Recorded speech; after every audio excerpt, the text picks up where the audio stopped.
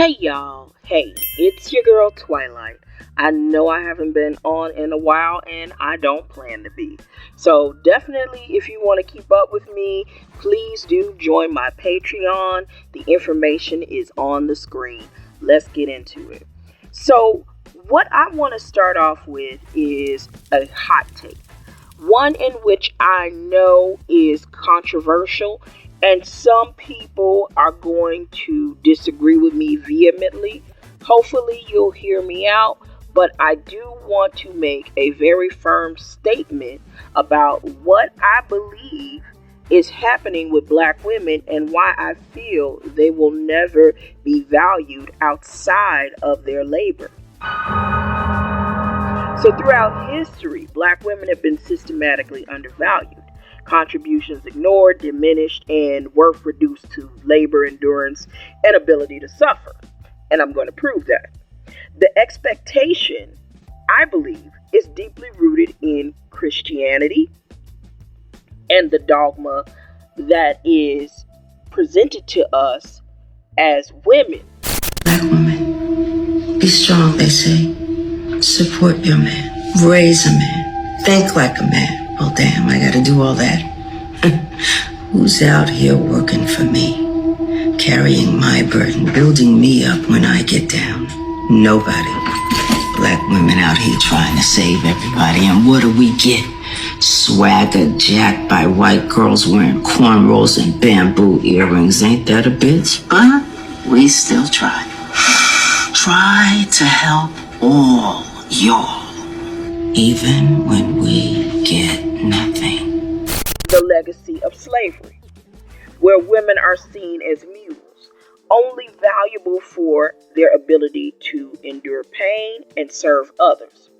Now, the cultural conditioning continues today, and I believe that it is perpetuated through music, through media, and through societal norms that glorify black women's ability to, quote unquote, hold it down, despite betrayal, infidelities, hardships, injustices, violence, etc.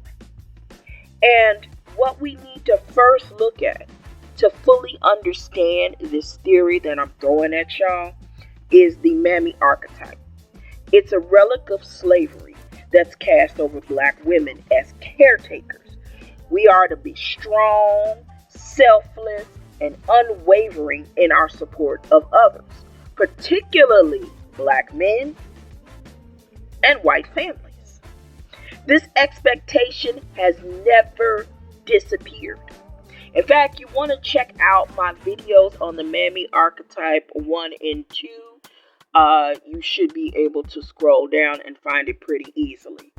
But with that being said, it's only evolved outside of the plantation kitchen. And now this role is seen in relationships, media portrayals, and the expectation that black women will always stand by their men, no matter how much harm is done to them. Now, I want to start off by talking about how this plays out in modern day. In the 1990s, hip-hop culture enforced the idea of the down-ass bitch. And the down-ass bitch was the loyal, suffering black woman with the rise of that term. And you better get him out of here before I call the cops on his ass. Get your ass out of my house. Get out of my house. And this phrase was glorified in songs like You're All I Need. Like sweet morning dew, I took one look at you. You're all I need to get by. There's many other very powerful, impactful rap songs. This is where we see this creeping up. And this can be characterized as occurring right after the 80s, where we dealt with the crack epidemic, and then going into the 90s, where we were dealing with the crime bill. This was just a horrific time in the black community that I don't think is talked about enough, because it's still impacting us today. But there had to be some solidarity even in that tumultuous paradigm. And so we were constantly being programmed to stay and stick around no matter what, no matter if he's behind a prison wall or not. We were praised as women when we stood by those men in spite of incarceration and financial instability. And the song You're All I Need romanticizes the idea of enduring love through hardship, where women's loyalty is a proof of their worth. Now, y'all ain't gonna like this too much, but somehow Beyoncé, the incomparable Beyoncé, was even turned into the modern day mute. Okay? As accomplished and influential as a black woman could be of our time, she was reduced down to the age-old mule.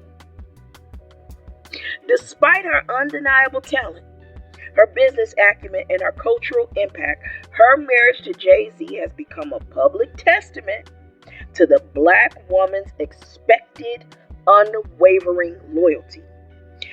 She detailed his infidelity in Lemonade album, only for him to confirm it in his album 444. I apologize. These young men coming from they're just in pain. Mm-hmm. But you got to survive.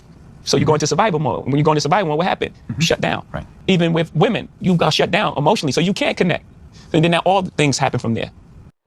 In addition to accusations of illegitimate children. Y'all heard about it.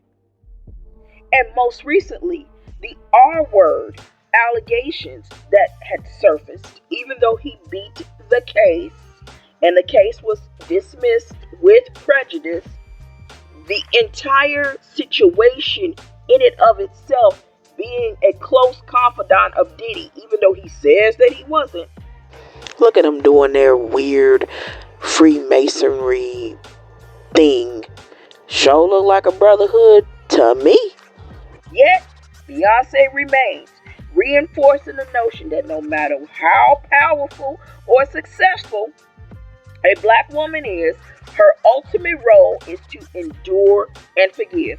Infidelity. You can't connect because of the way you feel about yourself, you mean? Yes. They went on to say, quote, most people walk away. Divorce rate is like 50% or something because most people can't see themselves. The hardest thing is seeing pain on someone's face that you cause and then you have to deal with yourself. Most people don't want to do that. You don't want to look inside yourself and so you walk away. And let's not forget that ass whooping that we never confirmed why Solange was whooping his ass on that elevator. We don't know. Beyonce talking about $1 billion in the elevator. It's plenty of $1 billion that get in the elevator and ain't no asses getting whooped. So Beyonce, we still don't know why. Now, this Beyonce, again, I want to emphasize that Beyonce is the girl of our time. One of the greatest performers. And even Jay-Z himself said, I don't deserve you. But here we are, watching this woman stick beside her man no matter what. And I get that he beat this case, but y'all, do y'all really and truly think that this is it for allegations towards Jay-Z? He had been around Diddy for 2-3 decades. There's no way that he gonna duck all those allegations. He got some good ass lawyers and he got some great connections and he's still part of that elite class, but come on now. Them dreads ain't got that long of a reach. I'm saying though. So other things will come up. And guess what Beyonce gonna be doing? She gonna be sticking beside him. Now, more recently, we see this with Rihanna. And why am I highlighting Beyonce and Rihanna? Am I just picking on them? No, because those are the two it girls. If there were ever any blueprints to aspire to as black women in terms of accomplishments in pop culture, those would be the two. Those two women kicked ass in life. We can agree, right? So Rihanna, despite being a billionaire, has shown devotion to her Pookie, A$AP Rocky. She's a global icon, right? And despite that wealth and independence, she is being praised for holding it down. Pause. Let's just think about this for a second, because I'm on social media and I'm looking around at all of these long ass think pieces about how great Rihanna is for stepping up and saving ASAP Rocky's ass. And I'm saying to myself, make it make sense. Rihanna is not praised by the black community, especially black men, because of her reaching her billionaire status, which is an accomplishment in it of herself. No, it is her ability to lower herself and be selfless, sit in a courtroom, listen to a situation that her man should have never had his ass in, still hanging around dusties from the old neighborhood, not wanting to mature, and she got to use her pull and influence. Even though I understand in the case, the guy ASAP really was sketchy and so forth, she got to use her pull to show solidarity with her man, who I know a lot of people think this is not her husband. Is not her husband. And before this, she publicly defended her abuser, Chris Brown. These examples highlight a troubling reality, people. Even at the highest level of success, black women are still expected to prioritize their men over their well-being. It is one thing to prioritize a man, but to prioritize a man over your well-being, that is speaking to how you have little to no value outside of your ability to labor, endure, and suffer. And to me, it is just indicative of a antiquated mentality that was born of slavery. It's like we not beating the allegations of being mammified, of being conditioned to be a mammy. The larger implications here is that the cultural expectation does more than romanticize suffering. Honey, this is high-level trauma porn. It reinforces harmful patterns that leave black women vulnerable to emotional, financial, and even physical harm. It tells black women that no matter their achievements, their true value lies in their ability to endure mistreatment and remain loyal. Endure mistreatment and remain loyal. It sends a message to our young black girls that success does not grant them freedom from pain. And that's just all the way fucked up. It's a larger platform for suffering, public humiliation. No matter what. You Beyoncé, you Michelle Obama, you Rihanna, it doesn't matter. You gonna get you some public humiliation, and you gonna stick beside him after it happens. I think that is just disgusting.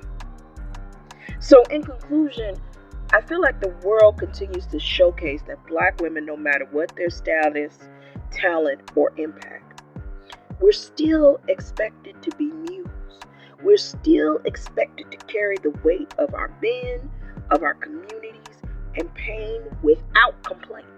This is what we are praised for. This is what's going to get you a social media post. This is what's going to get you a protect that woman at all costs. That's what it's going to get you. Other women of other races, from what I observe, are valued for being women. Black women got to go 50 extra steps. And it don't even matter if you Rihanna or Beyoncé. You still got to go 50 extra steps before you are valued. Ain't that a bitch?